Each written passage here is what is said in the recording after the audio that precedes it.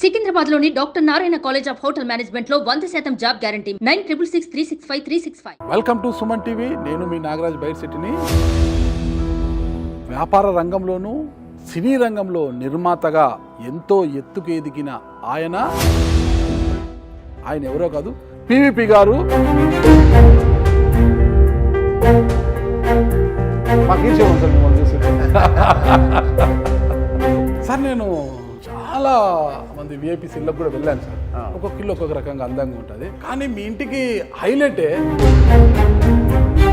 వ్యాపారము సినిమాలకు పరిమితమైన పివిపి గారు ఒక్కసారిగా 2019 రాజకీయ అరంగేట్రం చేశారు. ఒక అడుగు దూరంలో విజయం ఉంది అనగా ఆగిపోయింది మీ అడుగాటికి. మరి ఆ ఓటమి మిమ్మల్ని కలచివేసి మీరు రాజకీయాలకు దూరం అయ్యారా? నిజంగా రాజకీయాలంటే విరక్తి చెంది దూరం అయ్యారు sir? Never judge a person by the successes he's had. ఒక ట్వీట్ చేశారు మీరు, ఈ గవర్నమెంట్ అదృష్టవశాత్తు ఒకసారి వచ్చింది, ఇదే లాస్ట్, ఈ గవర్నమెంట్కి ఇక లేదు. 2019లో గవర్నమెంట్ ఫామ్ అయిన 3 నెలలకి నాకు క్లారిటీ వచ్చింది. ఈ రకమైన గవర్నమెంట్ నాకు I could see clearly a sense of authoritarianism. ఎంత ఎత్తికెదిలితే అంత వణిగి ఉండాలని మనం అక్కడ తేడా వచ్చింది. దాదాపు 2-3 సంవత్సరాలు మీకు అప్పుడు మీపై పోటీ చేసి గెలిచిన కేసీఆర్ నాని గారికి ట్వీట్ల యుద్ధం అయితే భారీగా జరిగింది సార్. అసలుకి ఇట్లా చిల్లరగా వాగేవాళ్ళనండి ఎక్స్క్యూజ్ చేసి వదిలేస్తే సొసైటీకి బ్యాడ్ ఎగ్జాంపుల్. అట్లాంటి వాళ్ళని పొలైట్గా చివాట్లు అనాలి, స్ట్రైట్గా చెప్పాలంటే చెప్పు తీసుకొట్టాలి. భారతదేశంలో ఏ ప్రభుత్వంతో వ్యాపార సంబంధాలు లేవు, ఏ రాజకీయ నాయకుడితో వ్యాపార సంబంధాలు లేవు. ఎస్, సాక్షి పేపర్లో 4% ఓనర్షిప్ నాకుంది. ఇప్పటికి ఉందా సార్? ఇవాళకి నాకుంది 3.83% సాక్షి పేపర్లో ownership. I'm the only one who got a clean bill. 5 ఏళ్ళు గవర్నమెంట్లో ఉంటారు, ఎలక్షన్ 4 రోజుల ముందు మారుతారు, మళ్ళీ కొత్త గవర్నమెంట్లో వేరే పార్టీకి వెళ్తారు, మళ్ళీ 5 ఏళ్ల తర్వాత మళ్ళీ పార్టీ మారుతారు. ఇదేం పద్ధతులండి? పివిపి గారు ప్రత్యక్ష రాజకీయాలు దూరం అయిపోయిన త్వరలో రాజ్యసభ తీసుకొని పెద్దల సభలో అడుగు పెట్టబోతున్నారు అనేది అయితే బయట వినిపిస్తుంది సార్. రాజకీయం అనేది అంతా తలరాత. ఒక పివిపి అనేవాడు మంచి వ్యక్తి, వీడు 10 మందికి ఉపయోగపడగలడు, 10 పరిశ్రమలు తేగలడు, తెలుగు వాళ్ళల్లో ప్రపంచం చూసిన వాళ్ళ కొద్ది మందిలో ఒకడు అని ఆ క్వాలిఫికేషన్స్ ఎవరో నాకు టికెట్ ఇవ్వట్లేదు. నా జీవితం మొదలెట్టి నేను ఆస్ట్రేలియాలో విజయవాడ నుంచి నాకు వీసా రాకపోతే ఆస్ట్రేలియా వెళ్ళి పొద్దున్న 3ంటికి లేచి 4 కిలోమీటర్లు నడిచి 3:30 నుంచి 6:30 బాత్రూములు కడిగాను. నా ఫస్ట్ జాబ్. ఓకే. అక్కడి నుంచి $160 అమెరికా వెళ్ళాను ఆగస్ట్ 1, 1995. నేను బాత్రూంలో కడిగినప్పుడు వేసిన బట్టలు ఇవాళకి నా రూమ్లో బెడ్రూమ్లో తీసుకెళ్ళి బ్యాగ్ చూపిస్తాను. జీవితంలో పివిపి గారిని అత్యంత బాధింపబడ్డ సంఘటన సార్. ఫ్యామిలీ కన్నా కూడా ఎక్కువగా మన స్నేహితులను నమ్మి మన జడ్జిమెంట్ మనమే తప్పైన రోజున డెవస్టేట్ అయిపోతాం లైఫ్లో. I never forget that day అనుకోవడానికి ఏదన్నా సార్? My kids. నా 23 ఏళ్ల వయసు అప్పుడు ఇండియా వదిలినప్పటి నుంచి ఇవాళ నా 53 ఏళ్ల వయసు వరకు ప్రతి రూపాయికి బ్యాంక్ స్టేట్మెంట్ ఉంది, ప్రతి రూపాయికి కట్టిన ట్యాక్స్ ఉంది. అంత తెల్లకాయతో ఇట్స్ ఓపెన్. పివిపి గారు కొద్దిగా తిక్కల మనిషి, టైం అంటే టైం కాడు ఉండాలి. నా ద్వారా మీకు డబ్బులు పోయినాయి సార్, మీకు అది నేను ఇవ్వగలను. నా ద్వారా మీకు వేస్ట్ అయిన టైం నేను మీకు వెనక్కి ఇవ్వలేదు. Welcome to Suman TV. నేను మీ నాగరాజ్ బైర్శెట్టిని. వ్యాపార రంగంలోనూ సినీ రంగంలో నిర్మాతగా ఎంతో ఎత్తుకు ఎదిగిన ఆయన రాజకీయ రంగంలో కూడా రాణించాలనే ఉద్దేశంతో వడివడిగా అడుగులు వేశారు. కానీ ఒక్క అడుగు దూరంలో ఆయన ఆగిపోయారు. ఆ తరువాత భవిష్యత్తు రాజకీయాలపై ఓ అంచనాకు వచ్చిన ఆయన అసలు ఏమి జరుగుతోందో అని ముందే చెప్పేసి రాజకీయాలకు దూరంగా ఉండిపోయారు. ప్రస్తుతమైన సినీ నిర్మాతగా, ఒక వ్యాపారవేత్తగా ఫుల్ జోష్లో సక్సెస్గా ముందుకు దూసుకుపోతున్నారు. మరి ఎందుకు అంత వేగంగా రాజకీయాల్లోకి వచ్చి అడుగు దూరంలో ఆగిపోయిన ఆయన తర్వాత ఎందుకు ఆ అడుగుని పూర్తి చేసి ముందుకు వెళ్ళలేకపోయారు? వ్యాపారాలు సినిమాలకి ఎందుకు పరిమితమైపోయారు అన్న పూర్తి వివరాలు తెలుసుకోవడానికే నేను ఇక్కడికి వచ్చాను. ఆయన ఎవరో కాదు, ప్రముఖ వ్యాపారవేత్త, సినీ నిర్మాత పివిపి గారు. ప్రస్తుతం మనము ఆయన ఇంట్లోకి వెళ్తున్నాము. వెళ్ళిన తర్వాత మిగతా అన్ని వివరాలు కూడా పూర్తిగా తెలుసుకుంటాం మనం ఆయన నుండి.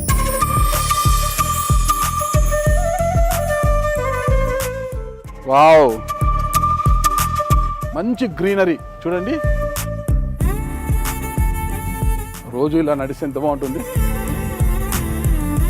పివిపి గారిని కలుసుకోవాలంటే కొండ ఎక్కాల్సిందే అన్నమాట. వావ్, ఒక్కసారి చూపించమ్మా. ఈ సౌధాన్ని చూడండి ఎలా ఉందో, ఆ ఆర్కిటెక్చర్, ఆ డిజైన్ మొత్తం కూడా అలా. వావ్. కార్ షెడ్లో చాలా ఖరీదైన కార్లు కూడా ఉన్నాయి.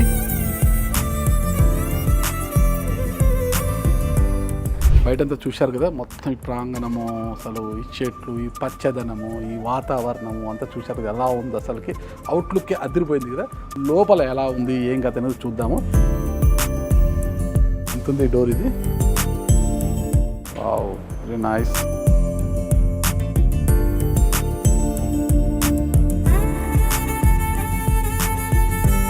మంచి టేస్ట్ ఉంది కదా పీవీపీ గారికి. ఇక్కడ చూడండి, ఈ బొమ్మలు చూడండి ఎంత బాగా విజిబిలిటీలో ఉన్నాయి. చెడు చూడకు, చెడు వినకు, చెడు మాట్లాడకు. ఇక్కడే సార్ కూడా ఉన్నట్టున్నారు.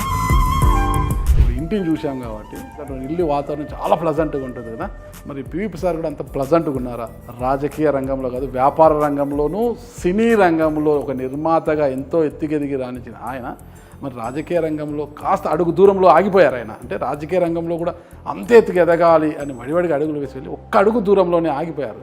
మరి ఎందుకో ఆ అడుగుని వెనక్కి తీసుకొని వచ్చేసారు కదా. మరి అలాంటప్పుడు ప్రజెంట్గా ఉన్నారా ఆయన ఇంట్లో? ఇంత చక్కటి ఇంట్లో ప్రజెంట్గా ఉన్నారా లేదా అన్నది మనం పీవీపీ సార్ని అడిగి తెలుసుకుంటాం. ఇక్కడే ఉన్నారు ఆయన. సార్ నమస్తే. బాగున్నారా? మాకు ఈర్ష్య ఉంది సార్ మిమ్మల్ని చూస్తుంటే. నాకు తెలిసి మీరు నాకన్నా వయసులో పెద్దవారే ఉంటారు, కానీ మీ ఫిజిక్, మీరు అసలు ఇంత యాక్టివ్గా ఇలా ఉన్నారు సార్. మంచి ఆలోచనలు, ఒక మంచి మనసు సార్. అన్నిటికన్నా మంచి మనసు, ఎదుటి వారి యొక్క మంచి కోరుకుంటుంటారు మీరు. మంచి మనసు కూడా మీది. అసలుకి నేను వచ్చేటప్పుడు చూశాను సార్ మీ ఇంటికి, ఇలా ఉంది ఎత్తుగా ఎక్కడానికి. మంచి మన బాడీలో ఉన్న ఫ్యాట్ అంతా కూడా బర్న్గా, క్యాలరీస్ అన్ని కూడా బర్న్ కావడానికి చాలా చక్కగా. దానికన్నా ముందుగా పచ్చటి వాతావరణం సార్. ఎట్టు చూడంటే పచ్చదనమే సార్. మొత్తం కూడా మొత్తం గ్రీనరీ, మొత్తం చెట్లంతా బాగా వేసేసారు. మంచి ఆక్సిజన్ అదంతా కూడా చాలా ప్లజెంట్గా ఉన్నారు. మన మైండ్ క్లటర్ ఫ్రీగా ఉండాలి సార్, ఇల్లు క్లటర్ ఫ్రీగా ఉండాలి. Okay sir. మన హార్ట్ క్లటర్ ఫ్రీగా ఉండాలి. ఖచ్చితంగా అది ఎప్పుడు సార్. నేను చాలా మంది విఐపీస్ ఇళ్ళకు కూడా వెళ్ళాను సార్. ఒక్కొక్క ఇల్లు ఒక్కొక్క రకంగా అందంగా ఉంటుంది. కానీ మీ ఇంటికి హైలైటే నాకు ఆ బొమ్మలు కనిపిస్తున్నాయి సార్. నాకు అసలు అందరిలో విజిబిలిటీగా పెట్టేశారు. అవి ఎందుకు సార్ అవి పెట్టారు? నాకు అర్థం. మీ ఇంటికి వచ్చిన ఎవరైనా వాటిని చూడాలనేసి ఏంటి అసలు నాకు అది ఆ సింబాలిక్ ఎందుకు పెట్టారు? అది ఏంటంటేనండి, మనకి గాంధీ గారు చెప్పేవారు. అవును సార్, 3 wise monkeys అని. ఓకే. అది యాక్చువల్లీ అది జాపనీస్ సేయింగ్ అండి అది. ఓకే. సో 3 wise monkeys అనేది. Okay sir. సో మనకు తెలుగులో తెలుసు కదా, చెడు చూడకు, చెడు వినకు, చెడు మాట్లాడకు. అది ఓకే. ఆ ప్రిన్సిపల్స్ నేను లైఫ్లో నమ్ముతాను. ఖచ్చితంగా పాటిస్తాను. ఒక ఆర్టిస్టిక్ లాగా చేయడానికి చేశాను. అది చాలా అద్భుతంగా పెట్టారు sir. Sir, we should never sir preach anything in life that we don't practice.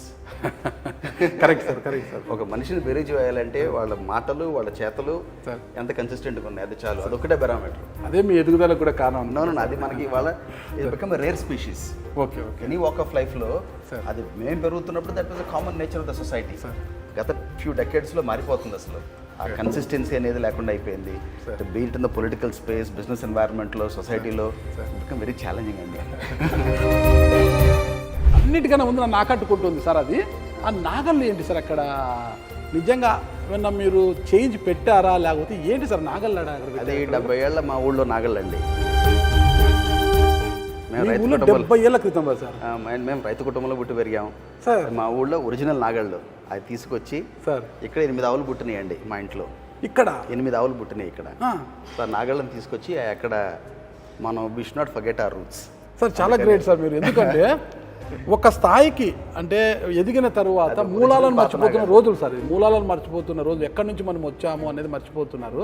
కానీ మీరు ఈ స్థాయికి వచ్చినప్పటికీ కూడా మాది ఒక వ్యవసాయ కుటుంబము అని గుర్తు చేసుకోవడానికి, గుర్తు చేసుకుంటూ నాగలని అంటే రైతుకు ప్రతీక సార్, వ్యవసాయానికి ప్రతీక నాగలి. దాన్ని అక్కడ గుర్తు చేసి నేను ఒక రైతు బిడ్డను అంటూ మీరు మెసేజ్ ఇస్తున్నారంటే నిజం సార్. ఖచ్చితంగా సార్. రైతు బిడ్డ ఈ స్థాయికి వచ్చినా కూడా రైతుని మర్చిపోలేదు, రైతు యొక్క నాగలిని మర్చిపోలేదు సార్. సార్ చాలా బాగుంది వాతావరణం సార్. సార్ ఏంటి సార్ ఈ చెట్టు ఏంటి సార్? ఇది కాయలు ఏంటి ఇంతలా ఉన్నాయి? ఈ చెట్టు ఏంటి సార్ అసలు? ఇది నాగవల్లి అంటారండి. ఇది శివాలయాల్లో ఉంటుందండి. శివాలయాల్లో చూడండి. ఇది ఈ పూజ మన శివునికి పూజలో వాడతాం. చాలా సార్. సో ఈ ఇల్లు ఒక 70-80 ఏళ్ళ నుంచి ఉంది ఈ చెట్టు. దీని చుట్టూ ఇల్లు కట్టాం. 78 years నుంచి చెట్టు ఉంది, దాని చెట్టును తొలగించలేదు దాని చుట్టూనే ఇల్లు కట్టాను సార్. ఇప్పుడు అందరూ కూడా పెద్ద పెద్ద వాళ్ళు చెట్లు ఏమన్నా ఉంటే బలం జేసీబీలు పెట్టి కూకుటెలతో పెగిలించేసి ఇల్లు కడుతున్నారు సార్. మీరు చెట్టును పెట్టుకొని కూడా దేవతా వృక్షం ప్లస్ అందులో అండి మా రైతు కుటుంబం నుంచి వచ్చిన వాళ్ళు అది ఒక 100 ఏళ్ళు పడుతుంది ఒక చెట్టు ఒక లైఫ్ రావడానికి. ఇన్ని వేల కోట్లు సంపాదించవచ్చు, కానీ చెట్లు క్రియేట్ చేయడం అనేది అసలు మన వాతావరణం ప్రకృతి నేచర్ మీద మీకు అంత అబ్సెషన్. కాదు సార్, దేవతా వృక్షం అంటున్నారు కదా మీరు, అంటే దేవుడి మీద అంత భక్తి ఉంది? Very religious man. Okay sir. But more than that దేవతా వృక్షాలు ఇళ్లలో ఉండకూడదు. Traditional family, very very traditional family. దేవతా వృక్షాలు ఇళ్లలో ఉండకూడదు అంటారు. Okay sir. బట్ నేను రివర్స్ సార్. దేవుడే మన ఇంట్లో అంటే మనం కాదనకూడదు. మూఢనమ్మకాలు నమ్మను, గాడ్ మెన్ నమ్మను సార్, జాతకాలు నమ్మను సార్, వాస్తు నమ్మను సార్, కష్టాన్ని నమ్ముతాను సార్, దేవుణ్ణి ప్రగాఢంగా నమ్ముతాను. ఈ ఇంటికి వాస్తు అది చూడకుండా మీరు ఆర్కిటెక్చర్ ప్రకారం కట్టేశారు సార్? అంటే ఇది ఒక ఆస్ట్రియా నుంచి వచ్చాడండి ఆర్కిటెక్ట్ సార్. ఆయన వచ్చి డిజైన్స్ అవి ఇచ్చాడు సార్. అలా ఎక్కడి నుంచి వచ్చారు సార్? Austria Vienna. అంటే ఇప్పుడు 12-13 years బ్యాక్ చేసాము అంతా. బట్ 12-13 years బ్యాక్ చేసినా కూడా ఇంత అద్భుతంగా ఉంది సార్ అసలు. అందుకే అది సరే మన చేతిలో ఏం లేదండి, మన చేతిలో ఉందనుకుంటే అది మన పిచ్చతనం అండి. Okay sir. లైఫ్లో ఏదైనా it's God's grace. Okay sir. Okay. అది 1 to 99 అది నమ్మాలి మీరు. సార్. అది నమ్మిన తర్వాతే మన ఎఫర్ట్ అంతా 1% లైఫ్లో. ఖచ్చితంగా. సో మనకున్న స్వార్థం వల్ల ఏంటంటే మనం 4 మంచి పనులు చేస్తే మన పిల్లలకు మంచి జరుగుతుందని ఒక స్వార్థం. ఖచ్చితంగా సార్, ఖచ్చితంగా అదే సార్ మనం కోరుకోవాలి సార్. ఓకే సార్, ఇప్పటివరకు ఇంటిని చూసాం, చాలా ప్లజెంట్గా ఉంది. పీవీపీ సార్ కూడా చాలా ప్లజెంట్గా ఉన్నారని అనుకుంటున్నాను.